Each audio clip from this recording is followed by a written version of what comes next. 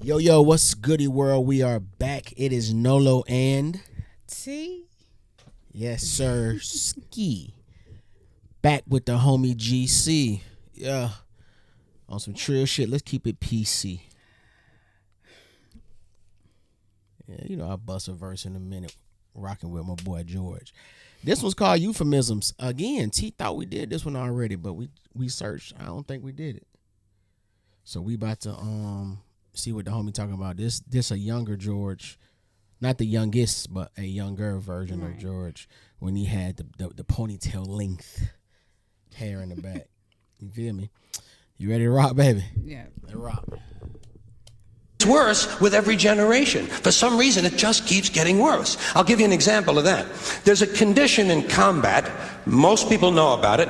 It's when a fighting person's nervous system has been stressed to its absolute peak and maximum, can't take any more input. The nervous system has either snapped or is about to snap.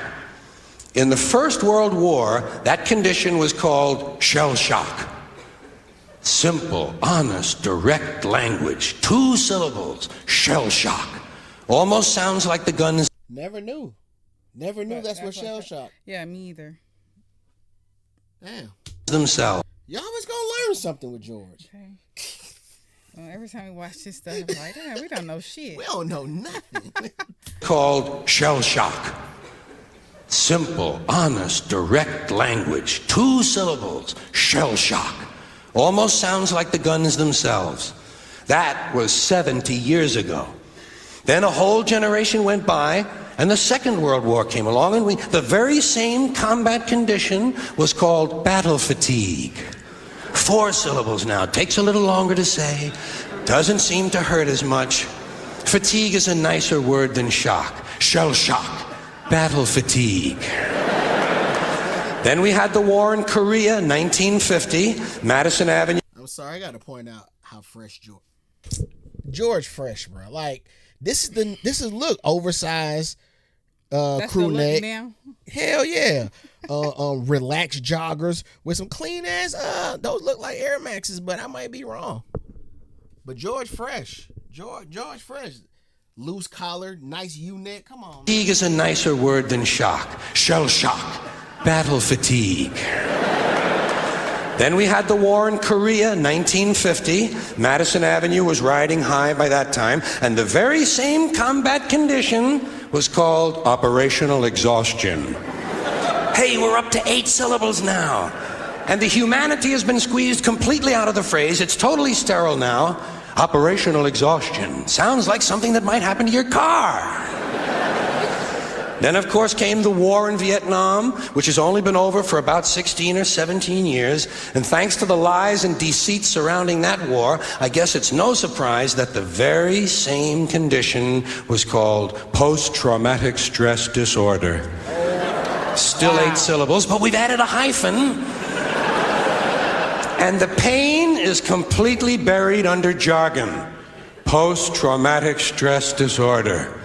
I'll bet you if we'd have still been calling it shell shock, some of those Vietnam veterans might have gotten the attention they needed at the time. I'll bet you that.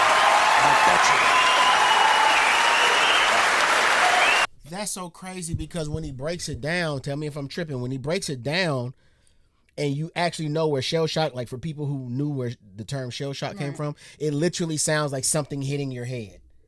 It sounds like it sounds like a concussion. And post-traumatic stress disorder just sounds like you saw shit that you wasn't supposed to see, so it messed you up. Right, yeah. Shouts out to Joe. Fucking 41. I'm an idiot, man. Idiot.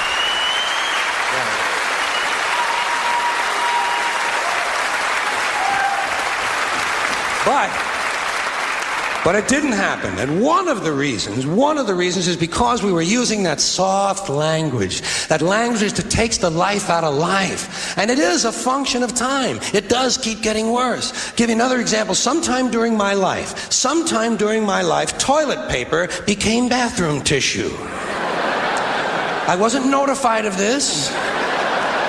No one asked me if I agreed with it. It just happened. Toilet paper became bathroom tissue. Sneakers became running shoes. False teeth became dental appliances. Medicine became medication. Information became directory assistance. The dump became the landfill. Car crashes became automobile accidents. Partly cloudy became partly sunny. Motels became motor lodges. House trailers became mobile homes. Used cars became previously owned transportation. Room service became guest room dining. And constipation became occasional irregularity. When I was a little kid, if I got sick, they wanted me to go to the hospital and see the doctor. Now they want me to go to a health maintenance organization or a wellness center to consult a healthcare delivery professional. Poor people used to live in slums. Now the economically disadvantaged occupy substandard housing in the inner cities. And they're broke. They're broke. They don't have a negative cash flow position. They're fucking broke. Because a lot of them were fired. You know, fired. Management wanted to curtail redundancies in the human resources area, so many people are no longer viable members of the workforce. Smug, greedy, well-fed white people have invented a language to conceal their sins. It's as simple as that. The CIA doesn't kill anybody anymore. They neutralize people. Or they depopulate the area. The government doesn't lie. It engages in disinformation. The Pentagon actually measures nuclear radiation in something they call sunshine units. Israeli murderers are called commandos. Arab commandos are called terrorists. Contra killers are called freedom fighters. Well, if crime fighters fight crime and firefighters fight fire, what do freedom fighters fight? They never mention that part of it to us, do they? Never mention that part of it.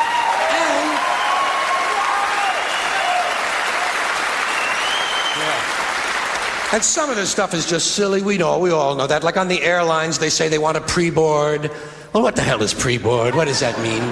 To get on before you get on?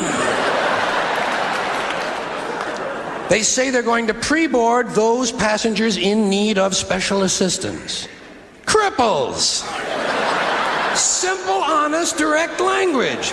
There's no shame attached to the word cripple that I can find in any dictionary. No shame attached to it. In fact, it's a word used in Bible translations. Jesus healed the cripples. Doesn't take 7 words to describe that condition.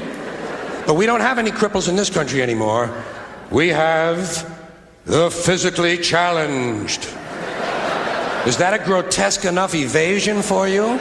How about differently abled? I've heard them called that, differently abled.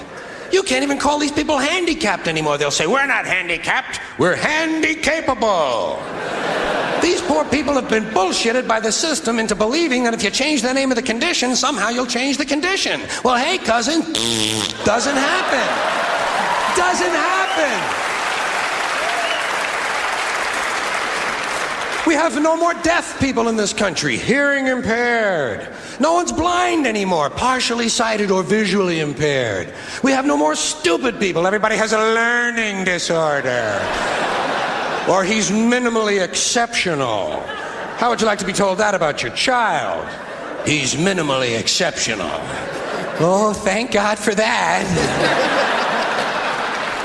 Psychologists actually have started calling ugly people those with severe appearance deficits.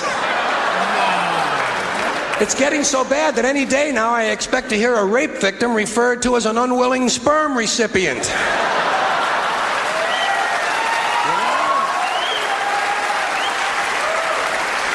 That might be coming because, you know, with the whole new abortion... Well, the thing. But when was this? This is a minute old. ago. So. I know, but I'm just thinking about the times now and how they're trying to get rid of it. And if you get raped and you get pregnant, you just having a baby. But an unwilling sperm recipient, no. Hey, man. A rape victim. And we have no... I just wouldn't put it past America. That's all I'm saying. I wouldn't put it past America. And we have no more old people in this country. No more old people. We shipped them all away. And we brought in these Senior citizens. Isn't that a typically American 20th century phrase? Bloodless, lifeless. No pulse in one of them. A senior citizen. But I've accepted that one. I've come to terms with it. I know it's here to stay. We'll never get rid of it. That's what they're going to be called, so I'll relax on that. But the one I do resist, the one I keep resisting, is when they look at an old guy and they'll say, look at him, Dan. He's 90 years young. Imagine the fear of aging that reveals. To not even be able to use the word old to describe someone, to have to use an antonym. And fear of aging is natural, it's universal, isn't it? We all have that. No one wants to get old, no one wants to die, but we do. So we bullshit ourselves. I started bullshitting myself when I got to my 40s. As soon as I was in my 40s, I'd look in the mirror and I'd say, well, I guess I'm getting older. Older sounds a little better than old, doesn't it? Sounds like it might even last a little longer. Bullshit, I'm getting old. And it's okay, because thanks to our fear of death in this country, I won't have to die. I'll pass away.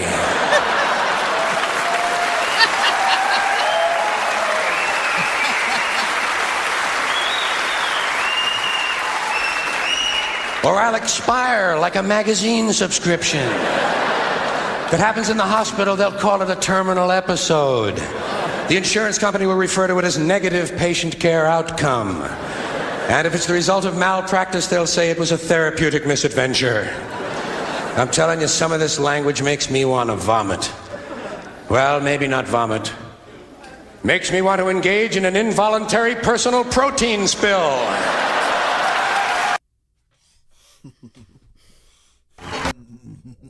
That's crazy because a lot of people have been using the word unalive. Right. Killed or instead of he unalived them. Right, he unalived himself. Like, what? Social media, man, because social media been banning all those terms. They're changing the language right in front of us. That's interesting. Well, y'all already know how I go with GC, the GOAT. You gonna learn something, and me and T learned quite a few things today. Please like, comment, share, and subscribe. Come on to our channel. Yes, please. We on the road to 8K. Shouts out to everybody who has joined us so far. Hope you're enjoying the channel. And with that being said, we out of here. Peace.